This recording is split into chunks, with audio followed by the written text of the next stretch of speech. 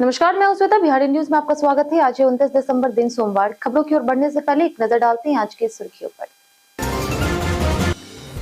सचिवालय और सरकारी भवनों की सुरक्षा होगी हाईटेक। 29.23 करोड़ रुपए से हर कोने में लगेगी सीसीटीवी कैमरे। 24 घंटे कंट्रोल सेंटर से होगी मॉनिटरिंग।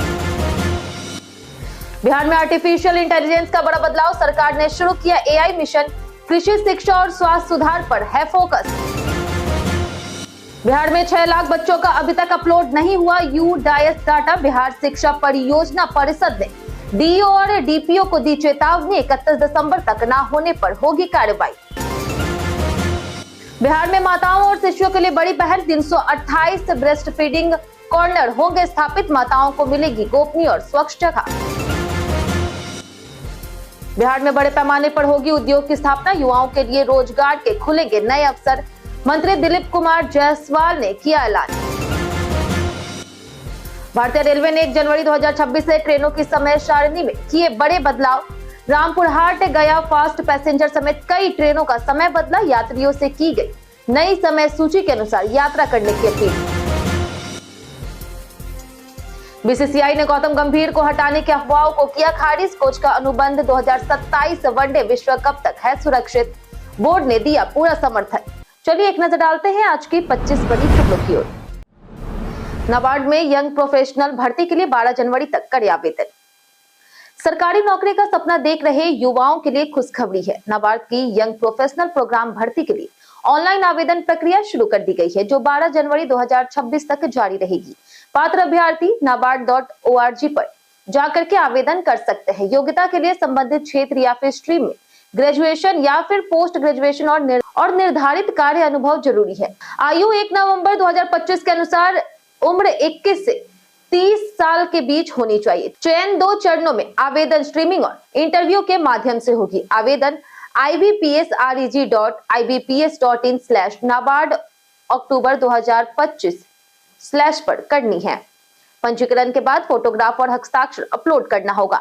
एप्लीकेशन फी 150 रुपए ऑनलाइन जमा करनी होगी। फॉर्म का प्रिंट आउट 27 जनवरी तक सुरक्षित रखना अनिवार्य है। सचिवालय की सुरक्षा होगी हाईटेक। हर कोने में लगेंगे सीसीटीवी। राज्य सरकार ने सचिवालय और प्रमुख सरकारी भवनों की सुरक्षा मजबूत करने के लिए व्यापक सीसीटीवी परियोजना को मंजूरी दी है। पुराने और नए सचिवालय सहित कई अहम भवनों में हाई रिजोल्यूशन कैमरे लगाए जाएंगे, जिन पर 29.23 करोड़ रुपए खर्च होंगे।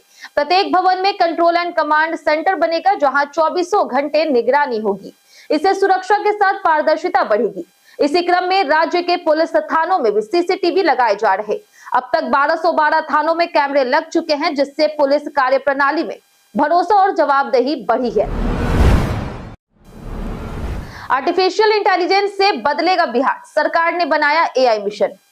बिहार सरकार ने कृषि, स्वास्थ्य, शिक्षा, उद्योग और शासन में सुधार के लिए बिहार आर्टिफिशियल इंटेलिजेंस मिशन की शुरुआत की है। इसके क्रियान्वयन के लिए मुख्य सचिव की अध्यक्षता में उच्च स्तरीय समिति बनाई गई है। पहले चरण में कृषि, स्वास्थ्य, शिक्षा, नगर विकास और उद्योग जैसे विभाग शामिल हैं। एआई से किसानों को फसल योजना, स्वास्थ्य सेवाओं में सही इलाज, शिक्षा में बेहतर मार्गदर्शन और उद्योगों की उत्पादकता बढ़ाने में मदद मिलेगी। इससे पारदर्शिता, दक्षता, रोजगार के नए अवसर और लोगों की आमदनी बढ़ाने का लक्ष्य रखा गया है। बिहार के 4 जंक्शन बनेंगे mega coaching terminal. Muzaffarpur, Darbhanga, Patna और गयाजी जंक्शन को अगले 5 वर्षों में मेगा कोचिंग टर्मिनल के रूप में विकसित किया जाएगा। रेलवे की इस योजना का उद्देश्य बढ़ती यात्रा संख्या को ध्यान में रखते हुए संचालन क्षमता को दोगुना करने और भीड़भाड़ कम करना है। मुजफ्फरपुर और दरभंगा में अमृत भारत स्टेशन योजना के तहत सौंदर्यीकरण और सुविधा सुधार कार्य जारी है। अतिरिक्त प्लेटफॉर्म, स्टेबलिंग लाइन और शटिंग सुविधाओं से ट्रेनों की संचालन क्षमता बढ़ेगी। मेगा टर्मिनल बनने के बाद मुजफ्फरपुर से ट्रेन हटाने की समस्या खत्म होगी। बिहार को मार्च 2026 तक मिलेगा 7 नए एसटीपी। बिहार में पटना समेत राज्य के प्रमुख शहरों में गंदे पानी का उपचार अप्रैल से शुरू होगा। मार्च 2026 तक 7 नए एसटीपी बनकर तैयार हो जाएंगे, जिनमें हाजीपुर, कहलगांव, डेहरी, बढ़िया, सुपौल, दाऊदनगर और जमुई में करीब 90.6 MLD सीवेज ट्रीटमेंट संभव होगा। वर्तमान में 13 एसटीपी तैयार है, जिनमें से 10 सिर्फ पटना जिले में है। दीघा, कंकड़बाग, बेगूसराय, मोकामा, फतुहा, बख्तियारपुर, भागलपुर में ट्रायल फेज जारी है। मोतिहारी और रक्सौल के लिए टेंडर जारी किए गए हैं। वहीं लखीसराय, बक्सर, कटिहार, आरा और मुजफ्फरपुर के लिए 5 नए एसटीपी बनाने की तैयारी चल रही। 31 दिसंबर तक यूडाइस डाटा अपलोड न करने पर होगी कार्रवाई। बिहार में यूडाइस 2025-26 में अब तक करीब 6 लाख बच्चों के आंकड़े अपलोड नहीं हुए। बिहार शिक्षा परियोजना परिषद ने 31 दिसंबर तक डाटा अपलोड करने का अंतिम समय दिया है और संबंधित डीईओ और डीपीओ को चेतावनी दी है कि समय पर आंकड़े न भरने पर कार्रवाई होगी। समीक्षा में पाया गया है कि 2024-25 में नामांकित 1.70 करोड़ में से केवल 1.64 करोड़ बच्चों के आंकड़े यूडाइस में दिख रहे। अधूरे आंकड़ों के कारण सरकारी योजनाओं का लाभ इन बच्चों को नहीं मिलेगा। भौतिक सुविधाओं और समावेशी शिक्षा आंकड़ों की भी कमी पाई गई है। भारतीय रेलवे ने 1 जनवरी से ट्रेनों की समय सारणी बदली। भारतीय रेलवे ने 1 जनवरी 2026 से 1 दर्जन से अधिक ट्रेनों की समय सारणी में बदलाव की घोषणा की है। स्थानीय रूटों पर चलने वाली मेमू और पैसेंजर ट्रेनों के समय में भी परिवर्तन हुआ, जैसे कि रामपुरहाट गया फास्ट पैसेंजर अब 1 घंटा 20 मिनट पहले चलेगी। वही हंसडीहा, भागलपुर, गोड्डा, जमालपुर, केओल, साहिबगंज और बांका रूट की ट्रेनों के आगमन और प्रस्थान समय में संशोधन किया गया। रेलवे प्रशासन ने यात्रियों से अपील की है कि वे नई समय सूची के अनुसार अपनी यात्रा की योजना बनाएं, ताकि किसी असुविधा से बचा जा सके। पटना में 8.35 लाख राशनधारियों का ई-केवाईसी अभी भी बाकी। सरकार ने सही और पात्र लोगों तक राशन पहुंचाने के लिए राशन कार्ड धारियों को 30 दिसंबर तक ई-केवाईसी कराने का निर्देश दिया था। इसके बावजूद पटना जिले में 8.35 लाख लोगों का ई-केवाईसी अभी तक नहीं हुआ। केवल आधार से अपडेट राशन कार्ड धारियों को ही अनाज मिलेगा। वहीं पीडीएस दुकानदारों को इन लोगों का सत्यापन कराने का निर्देश दिया गया। राष्ट्रीय खाद्य सुरक्षा अधिनियम के तहत ई-केवाईसी अनिवार्य है। जिला आपूर्ति पदाधिकारी रविंद्र कुमार दिवाकर ने कहा कि ई-केवाईसी नहीं कराने पर राशन वितरण में परेशानी होगी। यह कदम पारदर्शिता और फर्जी कार्ड हटाने के लिए उठाया गया है। बिहार में 328 ब्रेस्ट फीडिंग कॉर्नर माताओं के लिए होंगे स्थापित। बिहार सरकार महिला और शिशु स्वास्थ्य को बढ़ावा देने के लिए 328 स्तनपान कॉर्नर स्थापित कर रही। यह कॉर्नर सरकारी अस्पतालों और प्राथमिक स्वास्थ्य केंद्रों में माताओं को सुरक्षित, स्वच्छ और गोपनीय स्थान प्रदान करेंगे, जहां वे सहजता से अपने शिशुओं को स्तनपान करा सके। इसमें आरामदायक कुर्सियां, पर्याप्त रोशनी, वेंटिलेशन, हाथ धोने और पीने के लिए पानी की सुविधाएं शामिल होगी। विशेषज्ञों के अनुसार जन्म के पहले 6 महीने में स्तनपान अत्यंत आवश्यक है। यह पहल माताओं को मनोवैज्ञानिक सहयोग देगी, स्तनपान दर बढ़ाएगी और शिशु कुपोषण कम करने में मदद करेगी। बिहार पुलिस ने वायरल मीम से साइबर फ्रॉड से बचाने की शुरू की मुहिम। बिहार पुलिस ने वायरल मीम क्रिस का गाना सुनेगा क्रिस का उपयोग कर आमजन को साइबर फ्रॉड से बचाने का अनोखा तरीका अपनाया है। सोशल मीडिया पर वायरल बच्चों की तस्वीर के साथ लोगों को चेतावनी दी गई कि ओटीपी किसी के साथ भी साझा ना करें, चाहे कोई 10 लाख की लॉटरी जीतने का दावा ही क्यों ना करे। यह जागरूकता अभियान साइबर अपराध रोकने और तकनीकी जागरूकता बढ़ाने के उद्देश्य से किया गया।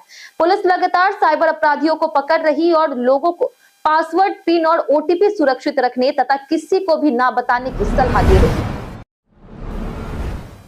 केंद्रीय कैबिनेट की मंजूरी के लिए भेजे गए बिहार के 3 बड़े इंफ्रास्ट्रक्चर प्रोजेक्ट।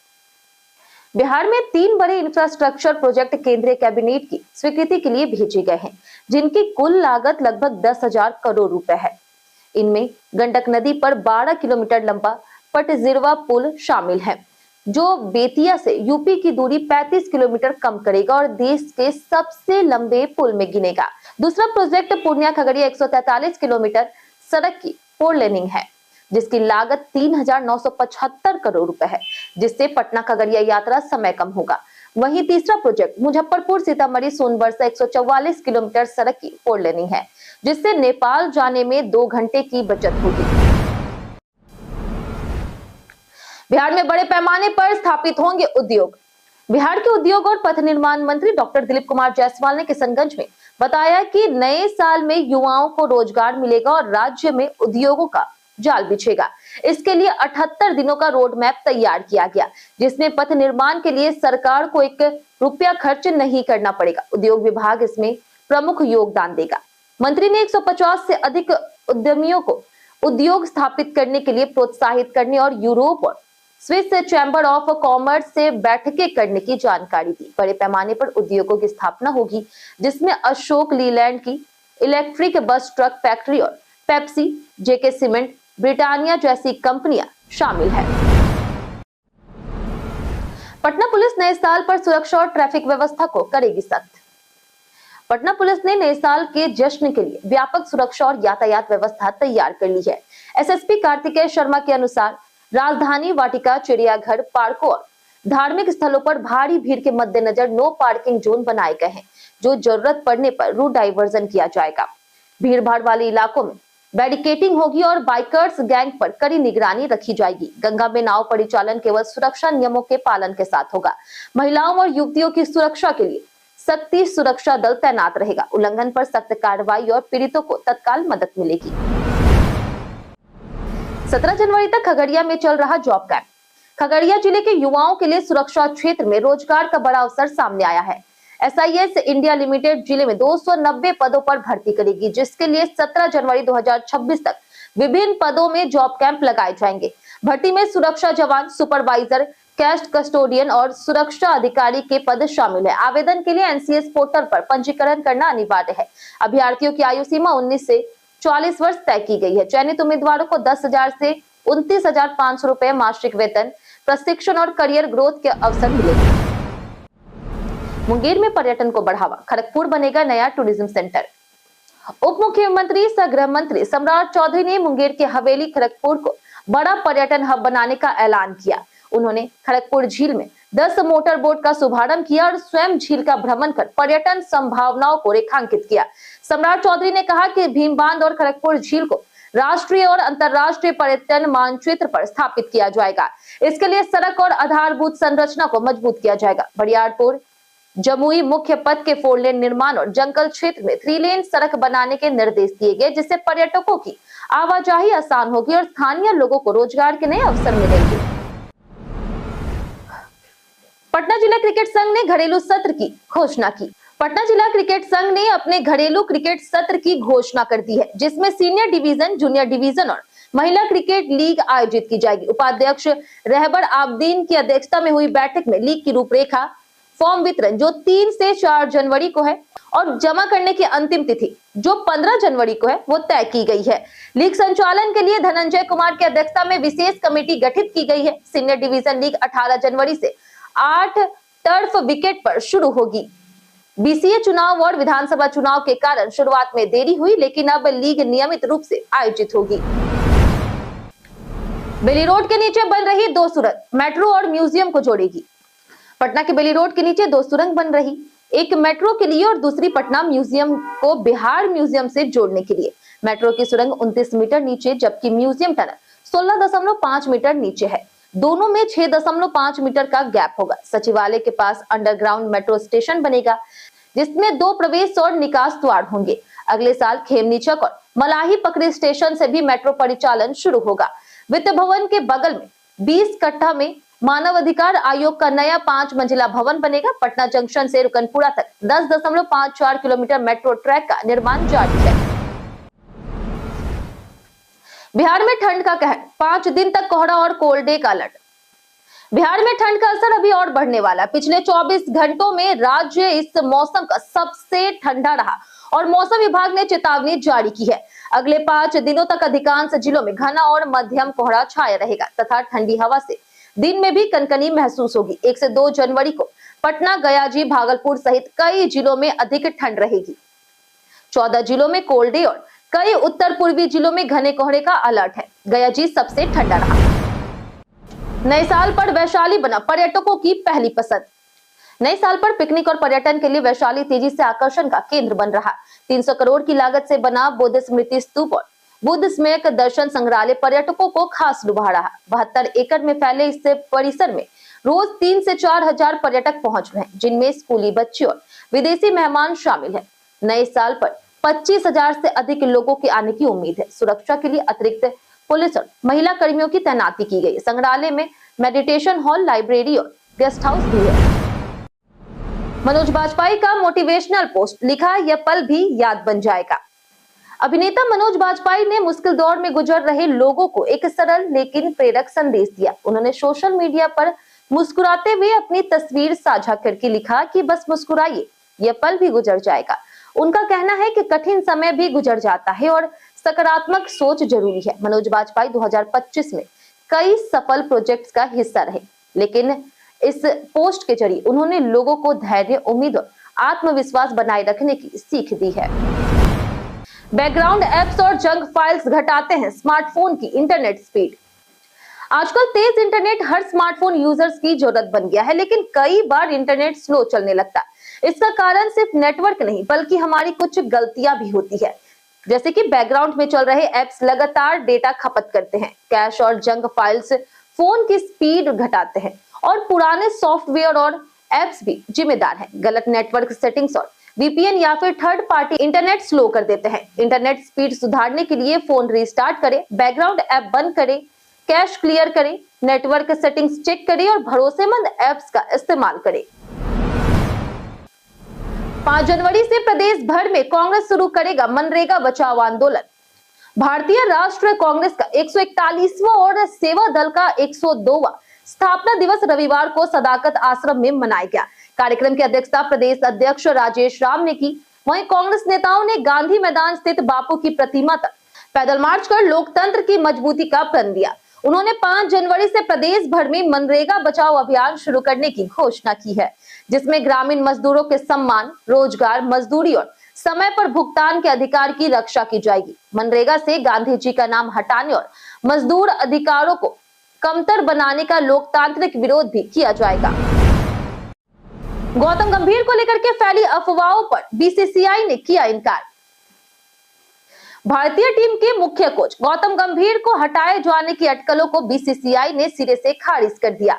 बीसीसीआई सचिव देवजीत सैकिया ने स्पष्ट कहा है कि गंभीर को लेकर के चल रही खबरें पूरी तरह से निराधार और मनगढ़ंत है। उन्होंने कहा कि बोर्ड ने कोच पद को लेकर के कोई कदम नहीं उठाया। हालिया टेस्ट हार के बाद वीवीएस लक्ष्मण से बातचीत की खबरों को भी गलत बताया गया। गंभीर का सीमित ओवरों में रिकॉर्ड मजबूत रहा है और उनका अनुबंध 2027 वनडे विश्व कप तक है। बीसीसीआई ने साफ किया है कि गंभीर को बोर्ड का पूरा समर्थन हासिल है। कई कारणों से दर्ज है भारत के इतिहास में आज की तारीख। 1881 में गिरिधर शर्मा चतुर्वेदी का जन्म हुआ, जो एक साहित्यकार थे। वहीं 1917 में रामानंद सागर और 1942 में राजेश खन्ना का जन्म हुआ, जिन्होंने भारतीय सिनेमा और टीवी को ऐतिहासिक ऊंचाइयां दी। 1948 में आलोचक सुधीश पचौरी का जन्म हुआ। वहीं 2003 में वैज्ञानिक शिवराज रामसरन और 2019 में संत स्वामी का निधन हुआ। एसबीआई रिवॉर्ड्स मैसेज की जाने सच्चाई। हाल ही में कई लोगों को एसबीआई रिवॉर्ड्स रिडीम करने के लिए एक एपीके फाइल डाउनलोड करने का मैसेज मिला। पीआईबी फैक्ट चेक ने चेताया है कि यह मैसेज धोखाधड़ी हो सकता है। एसबीआई कभी भी अपने ग्राहकों को एसएमएस या फिर व्हाट्सएप के जरिए लिंक या फिर एपीके फाइल नहीं भेजता। ऐसे किसी भी अज्ञात लिंक या फाइल को डाउनलोड या फिर इंस्टॉल करना खतरनाक हो सकता है और इससे आपकी व्यक्तिगत जानकारी चोरी हो सकती है। इसलिए बैंक से संबंधित किसी भी ऑफर या फिर रिवॉर्ड के लिए केवल आधिकारिक वेबसाइट या फिर मोबाइल ऐप का ही उपयोग करें और अज्ञात फाइलों से बचे। हम प्रतिदिन आपसे 5 ऐसे जरूरी सवाल और उसके जवाब बताएंगे जो कि बीपीएससी, बिहार पुलिस दरोगा समेत एसएससी जैसे अन्य प्रतियोगी परीक्षाओं में काम आएंगे। सवाल इतिहास, बिहार स्पेशल, विज्ञान, करंट अफेयर्स और भूगोल से रहेंगे। पूछे गए 5 सवाल में आपने कितना सही जवाब दिया, ये कमेंट करके हमें जरूर बताएं। तो हमारा पहला सवाल है, किस स्थान पर भारतीय और चीनी बौद्ध शिक्षकों के बीच ज्ञानोदय को लेकर के 2 साल तक बहस हुई थी? ऑप्शन ए है लब्रांग मत, ऑप्शन बी है रोंगबुक मत, ऑप्शन सी है बसम यस मत या फिर ऑप्शन डी सेचेन मत। इसका सही जवाब है ऑप्शन सी बसम यस मत। हमारा दूसरा सवाल है कि किसने राजा मेनिंद्रोस को बौद्ध धर्म अपनाने के लिए राजी किया था? ऑप्शन ए है नंद, ऑप्शन बी है निग्रोध, ऑप्शन सी है नागसेन या फिर ऑप्शन डी आर्यदेव। इसका सही जवाब है ऑप्शन सी नागसेन।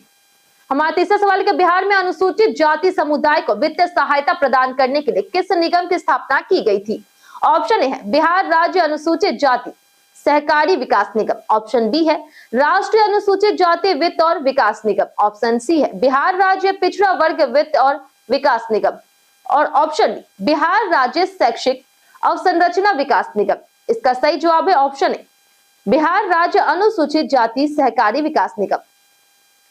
हमारा चौथा सवाल है कि समाज सेवा के लिए किसे खान बहादुर की उपाधि से सम्मानित किया गया। ऑप्शन ए है बिस्मिल्लाह खान। ऑप्शन बी है Khuda Bakhsh Khan. Option C Phanishwar Nath Renu. Option D Shahnawaz Hussain. इसका सही जवाब है ऑप्शन बी खुदा बख्श खान। हमारा आखिरी सवाल है कि हाल ही में किस भाषा को संवैधानिक भाषाओं में शामिल किया गया। ऑप्शन ए है बोडो। ऑप्शन बी है डोगरी। ऑप्शन सी है संथाली। Option D Maithili. इसका सही जवाब है ऑप्शन सी संथाली। बीते दिन हमारे द्वारा पूछे गए सवाल का जवाब आप लोगों में से बहुत लोगों ने हमारे कमेंट बॉक्स सेक्शन में लिख कर दिया है। जिन्होंने हमारे द्वारा पूछे गए सवाल का जवाब दिया उनके नाम है जय स्वामी, अतीक खान, रंजीत मिश्रा, सूरज रॉय, चंपा देवी, पवन सिंह, अमरजीत यादव, अजय भारती, अनवर करीम खान, मुन्ना प्रसाद, अब्दुल मनान, सनी कुमार, ओम प्रकाश कुमार, लक्ष्मी मेहता, सुधीर कुमार, विजय घायल, रूबी कुमारी, लक्ष्मी नारायण भगत, रंजय तिवारी, सौर्य राज, हरेंद्र सिंह, पंकज राज, सोनाली कुमारी, सलीम अंसारी, सोमनाथ कुमार, ब्रजमोहन, सुरेंद्र बेसरा, पंचनन सिंह, नंद कुमार, रुपेश कुमार, वरुण पटेल, कामेश्वर सिंह, प्रदीप पंडित, शुभांकर कुमार, पप्पू चौधरी, अशोक कुमार, अमर पासवान, पिंकी कुमारी, स्नेहा सिंह, उदय कुमार, नीतीश कुमार, अनवर करीम खान और पवन सिंह। इसी के साथ बढ़ते हैं आज के सवाल की। आज का सवाल है आपके हिसाब से बिहार के बच्चों के लिए सबसे जरूरी बदलाव क्या होना चाहिए। आप अपना जवाब हमें हमारे कमेंट सेक्शन में लिखकर जरूर बताएं। आज के लिए इतना ही। बिहार के तमाम खबरों के साथ बने रहने के लिए देखते रहे बिहारी न्यूज। और साथ ही अगर आप यूट्यूब चैनल पर देख रहे हैं तो चैनल को सब्सक्राइब कर दें और अगर आप फेसबुक पेज पर देख रहे हैं तो लाइक और फॉलो जरूर करें।